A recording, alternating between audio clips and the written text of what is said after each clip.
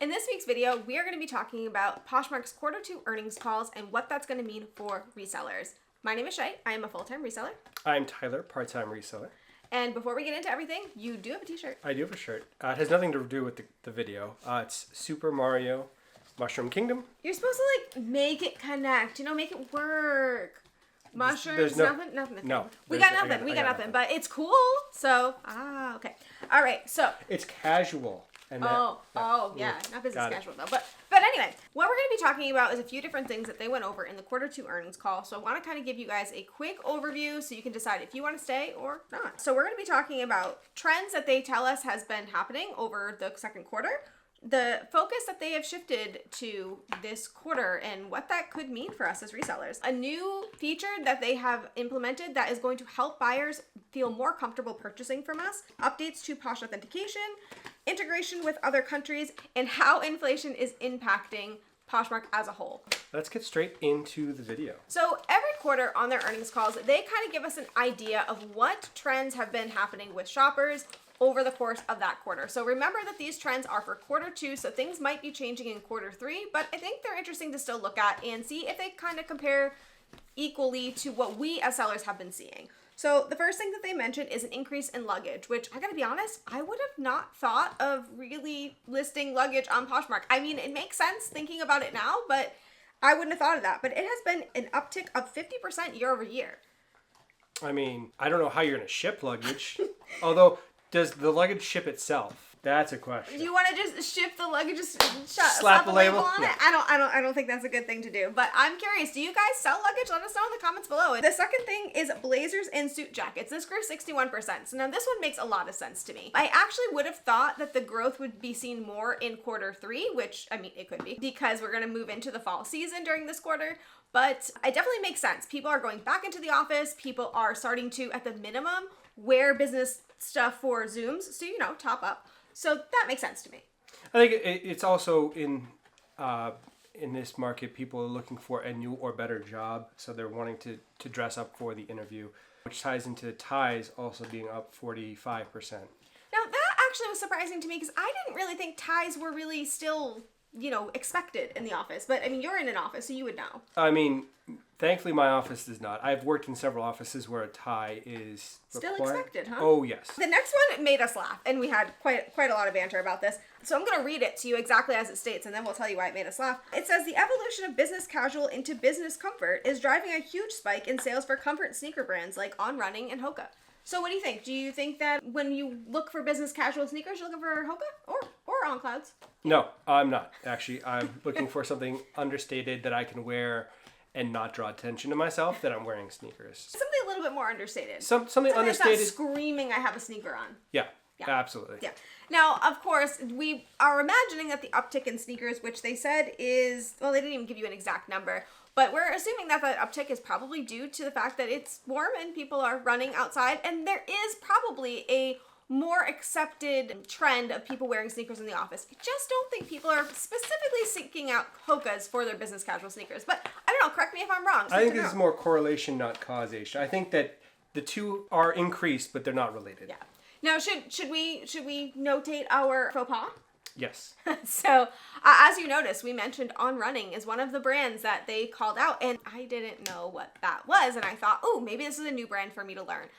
It's not. This is On Clouds. So On Running is the actual name of the brand. On Clouds is a line of On Running. I did not know this. However, what I did find out, and you might want to check your listings for this, is that because On Running is the brand, Poshmark has auto-changed everybody's listings for On Clouds to On Running, which I guess is a good thing.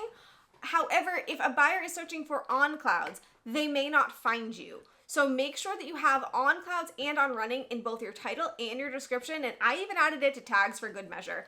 But yeah, I think it's a little bit wonky. The search is a little bit finicky at the moment because they just updated and added On Running as the brand. Yeah, so it's a little bit funky. So make sure you check your listings to make sure you've got On Running and On Clouds both typed out in your stuff so that it can be found. But yeah, who knew? I mean, if you didn't know, I hope I'm not alone. Let me know. Okay, and then the final trends that we have are flip-flops and jeans. And they also kind of give you specific types of jeans, a lot of specific types of jeans. So they're talking about straight leg, elastic waist, relaxed switch in flared bottoms. I don't know what switch means, so don't ask. But they apparently, this type of jeans is doing way better. Elastic waist has been doing really well for me for a while, so that's not surprising to me. I am a little bit surprised to see straight leg because I've noticed flared are more popular, but it's good to know that straight leg is doing well, so I'm gonna have to do some research into that category. But anyways, those are all the trends that they're noticing. Let us know if this correlates to what you guys are noticing as sellers. Are these trends true to you, or is this a Poshmark specific thing? I think for the most part they're pretty accurate. I mean, they mentioned Birkenstocks specifically when they're talking about sandals, and Birkenstocks are a very strong brand. Always have been. Up 30% year over year. It's a nice time to wear them. People are getting back out and about. All right, so let's move on to shifting focus. Now, this is kind of a speculation on our part based on the way that they talked in the call. So if you haven't listened to the call, we do recommend that you always do that so you can decide if you believe our insights are accurate to what we're saying, and if you don't, that you can let us know in the comments and we can have a discussion. But they, in this call, really talked about the focus on fashion and the focus on sellers. And this is really different than the other quarterly earnings calls that we've covered. Complete 180, basically, for the tone and pace of this call. It was, we are the premier fashion destination online. That's what we are known for. And they kind of try to hammer that home on the call. Yeah, now in the last quarterly earnings call, they actually really talked about how excited they were about growing their electronics categories and other categories like that. And I expected a similar sentiment in this call. However, they didn't mention their other categories until it was specifically asked of them at the direct end of the call. And they did state that it makes up about 7% of their GMV, which isn't a lot, but they stated that before too, yet they still seemed really excited in other calls. It seems like they have shifted back to fashion, and I gotta say, I'm thrilled about that. I think that is a great thing. I think that if they really corner the fashion category, they really can do something with that, because honestly, they're never gonna beat eBay. They're just not. But if they corner the fashion market, I think they have a real opportunity.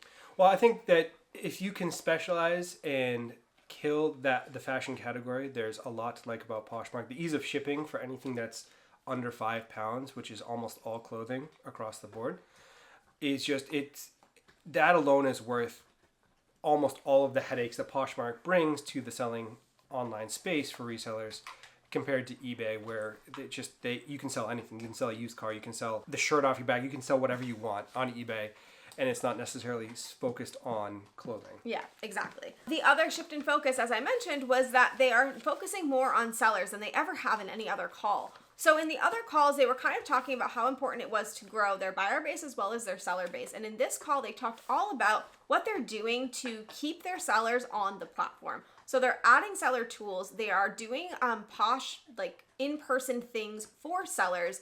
They are focusing on making sure that sellers have every opportunity to make a sale. They call themselves a seller-centric platform. So they're very much focusing on sellers, and that gives me hope. That means that they're going to be listening more to our feedback, and they're also going to be giving more and more tools for us to make better sales. Now, is that going to happen? Do I know that's going to happen? No, but they definitely sounded a lot more seller-centric in this call, and it really did encourage me that this could be a good sign. So I think that's related to two things. So I think that they had mentioned earlier that the overlap between buyers and sellers is 40%, which is fairly high. So if you come to the platform as a buyer, there's a good chance that you're going to sell something at some point on the platform, and vice versa. If you come to the platform as a seller, specifically, you're gonna buy something from the platform because you're already there. That makes quite a lot of sense.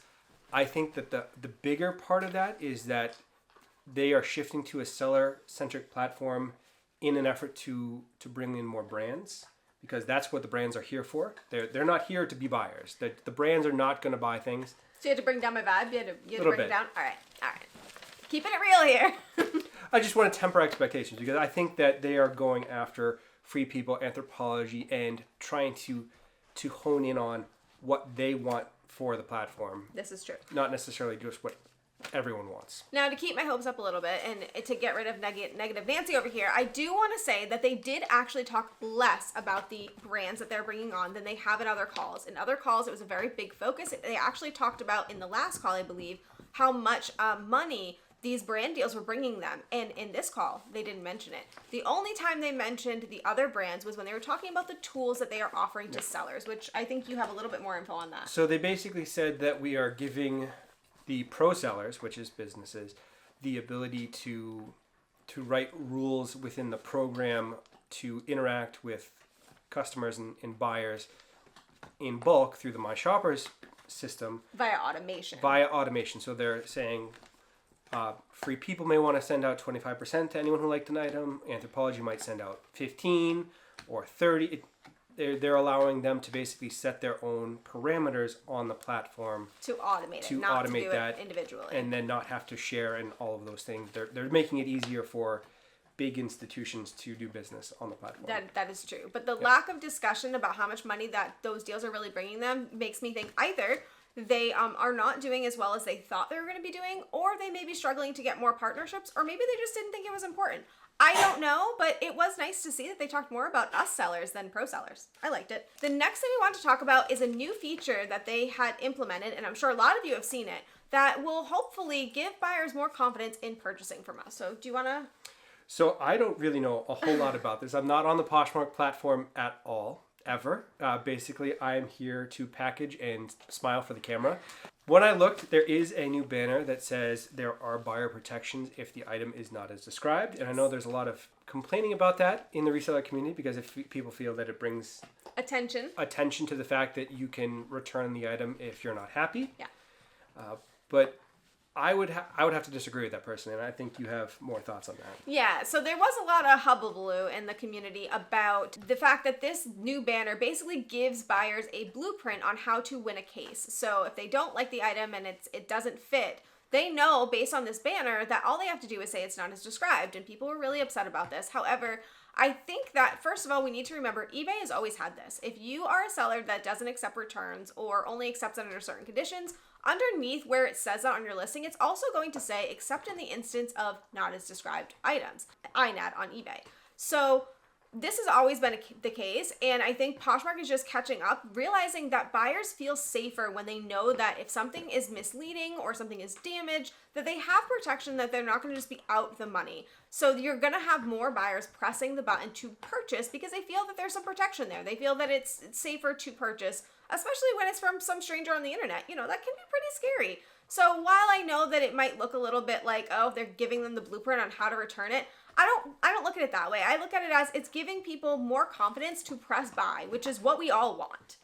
I would be interested to know the actual numbers and the data behind it. They said that they did have data that shows that it increases new users to the platform, guest buyers, just more confidence across the board to increase sales for everyone, which I do buy, pun intended, but I just would like to see some kind of marked increase that is outside of a normal expected change, so 20-30% of new buyers or something tangible that we can see that is going to benefit us as sellers. Yeah, so Poshmark, if you're listening, we're totally here for this. We actually really enjoy this and feel it's going to be a great thing, but we'd love to see the numbers. So please share the numbers. Let us know what the uptick is. Sorry, I do. Okay, so the next thing is they're making some changes to Posh Authenticate. They are speculating what they're going to do, and I'm not sure how I feel. So essentially what they were talking about is how they are really kind of pushing towards the higher value sales. And they're doing that in a few ways. They talked about the Suede One acquisition, and they're talking about Posh Authenticate and how they right now will authenticate all items over $500, which we know that's something that they do.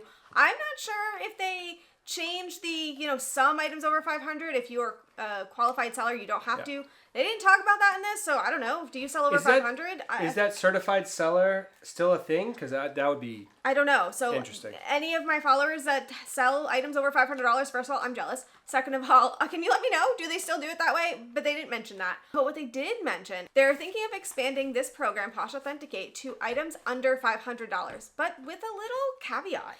Yes. So they said that they were considering pricing the authentication, which to me means charge money.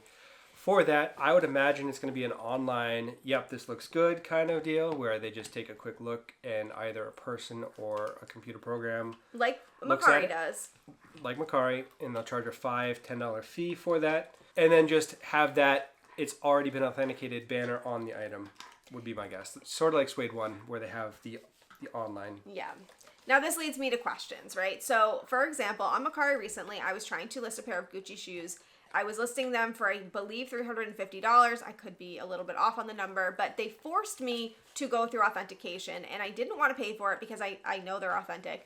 And I also didn't really think that Mercari was my market for it, so I chose not to list it because it gave me no other option.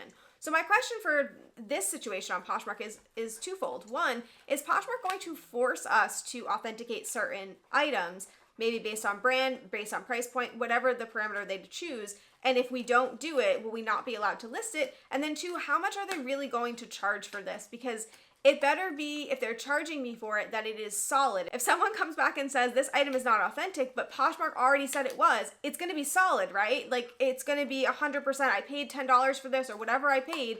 You're not gonna take it back, right? Right? It needs to be ironclad, like when they actually look at the item in person. Yeah. For the current Posh Authenticate. So if it's not ironclad and they still can return it because they suspect that it's a counterfeit, then why am I paying the $10? And are they going to reimburse me the $10 if it's not ironclad? Because if not, then I don't know if I'm going to go through the trouble of having it authenticated. Yeah, so it does lead to a lot of questions for me. Now, I am really happy that they are trying to get fraudulent items off the platform, and I know that there are very limited ways they can do that because they can't possibly know every item's authenticity. But there needs to be some really clear rules on this, otherwise I'm going to be pretty uncomfortable. So that remains to be seen, but it was very interesting to hear that. So the next thing that we wanted to talk about is Poshmark in all other countries. They really kind of did discuss the Poshmark Canada, Poshmark Australia, Poshmark India, and how they're doing in other countries. But you had a question. I did. This is more for me, and it's another question that wasn't asked, and I think it's a very obvious question. eBay has the global shipping program, and you're allowed to access the global market. And I think that really does hold Poshmark back in terms of using the platform because we're limited to only customers in the United States at the moment, which is still a fantastic buyer base. But I would like to be able to have some agreement or relationship with the other Poshmark divisions to be able to sell to people in Canada or sell to people in Australia or India, because that opens it up to so many more buyers of the item. I don't quite know how they would do that from a logistics standpoint like eBay does. If I was in Poshmark, I would target one of the executives in charge of global shipping and pay them a king's ransom to come over and figure it out. But I would very much like to see that just from a selfish perspective of having access to more buyers in more places so that we can sell more items. Right. The other thing I thought was interesting with the other countries is, I don't know how much you guys know about Poshmark Canada, but there is a big issue with Poshmark Canada and the Posh Post Canada. A lot of things happened there. They changed their shipping program. They changed it again. They kept flopping back and forth. It hurt a lot of sellers. It made them lose out on a lot of sales. I don't know all of the ins and outs because, of course, I'm not on Poshmark Canada, but I am going to link a video up here from Tabs McCaffrey, I think is how you say her name. She does a great job of breaking it all down. But what I'm curious about is, did it impact their overall Canadian cohorts? Did it impact their revenue overall? They didn't talk about it at all, and it seemed kind of strange because it was a very big deal. So I just am curious how they handled that, how they're working on it now. Is it improved? Is it gotten better for the sellers? Is everyone okay now? Like, I just want to know. I'm curious. Canada, are you all doing all right? I mean, we're not doing all right, but for completely other unrelated reasons, not to go too off the rails. But yeah, so I'm just kind of curious how they're doing. They really don't talk a lot about their other countries' platforms and how it's all going. They kind of just say it off the cuff. So I would love to know more. And then finally, inflation. So before I let him go, because he's going to go, okay? He's going to go. I know a lot of people in the community have thoughts on inflation, and they don't really like the fact that Poshmark keeps hammering home how low sales have to do with inflation. So I want to temper that a little bit. First of all, I do think inflation does impact consumer habits, especially now when cost of food is up, gas is up, all of these things. So I do think that is impacting. I do, however, think it's a good thing for resale platforms because people are going to start looking for deals for clothing items that they need. So if somebody needs a new pair of jeans because the one that they wear every day ripped, they're gonna buy it, like they are, and they're gonna be looking for a deal. So resale platforms are a great place for that. So I do think we are going to see some increase in staple items over time, and it may be a shift away from, exciting items like, pretty dresses to wear out for a nice occasion. Things like that we might see a decrease. But inflation is impacting. So I think we do need to remember that. As annoying as it is to hear, I think we need to remember that. But you had other thoughts. So I was just really aggravated when he said on the call, basically, because the price of everything is going up means that the value of your closet is going up and you're going to make more money.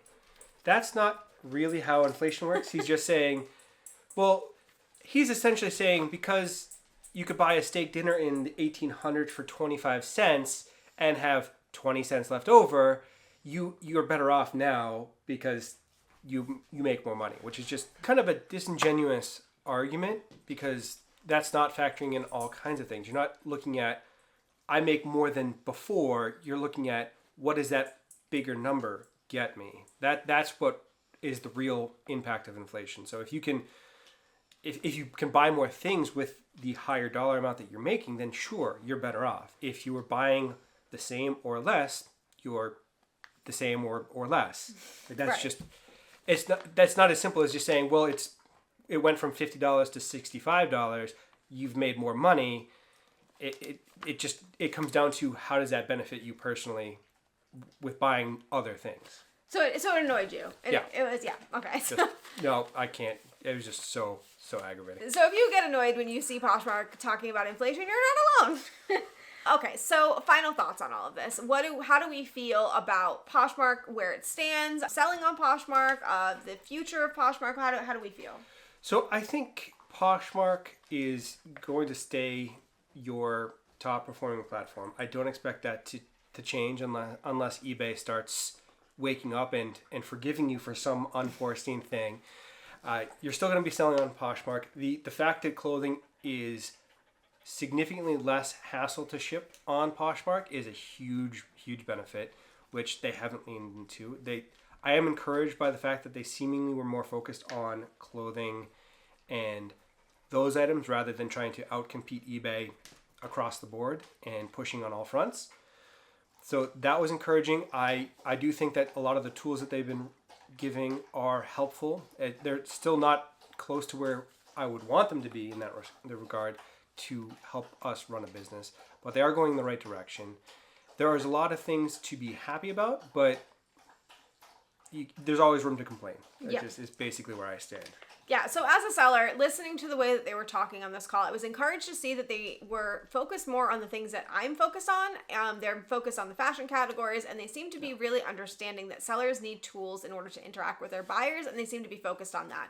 What I saw a lack of was discussion about analytics and offering those to sellers in any way, shape, or form. Yeah. They didn't even really talk about it in the case of pro sellers, which are the businesses.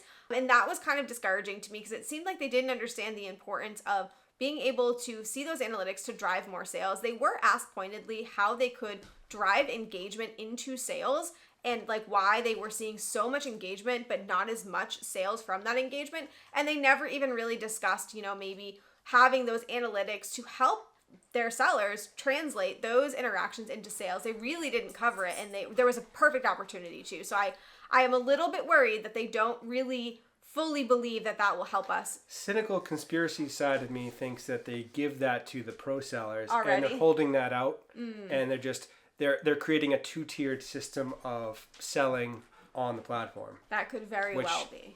Would be tremendously problematic. So, but I do think they are focusing on the right things. Hopefully they're not doing that, and hopefully they are going to give us more over time. So I am encouraged, and I do think that overall Poshmark is probably going in the direction I was hoping all along. So, I mean, that's entirely fair. I think that's a realistic conclusion to draw from this call.